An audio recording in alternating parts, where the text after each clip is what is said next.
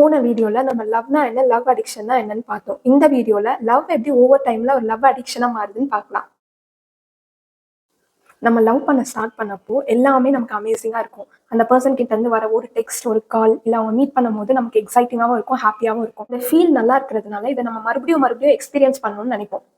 நாள் ஆக ஆக எனக்கு இவங்க கிட்ட பேசினா ஹாப்பியா இருக்கும்ன்றதை தாண்டி எனக்கு இவங்க கிட்ட பேசினா மட்டும்தான் ஹாப்பியா இருக்கும், அந்த மாதிரி நிலைமைக்கு அவங்க போயிடுவாங்க. எக்ஸாம்பிள், இப்போ அவங்க பார்ட்னர் கிட்ட இருந்து ஏதாவது ஒரு டெக்ஸ்ட் வந்ததுன்னா அவங்க ரொம்ப ஹாப்பியா ஃபீல் பண்ணுவாங்க. அதே டைம்ல அவங்க கிட்ட இருந்து ஏதாவது டெக்ஸ்ட் வரல அப்படின்னா ரொம்ப லோன்லியா ஃபீல் பண்ணுவாங்க. அவங்களோட ஹாப்பினஸ் அவங்க பார்ட்னர் கிட்ட தான் இருக்கு அப்படின்னு நினைச்சிட்டு தான் இதெல்லாம் பண்றாங்க. இந்த ரிலேஷன்ஷிப் போக போக அவங்க பார்ட்னரை பத்தி மட்டும்தான் அவங்க யோசிப்பாங்க. அந்த ரிலேஷன்ஷிப்பை தாண்டி இருக்க அவங்க பர்சனல் லைஃப்பை பத்தி அவங்க யோசிக்கவே மாட்டாங்க.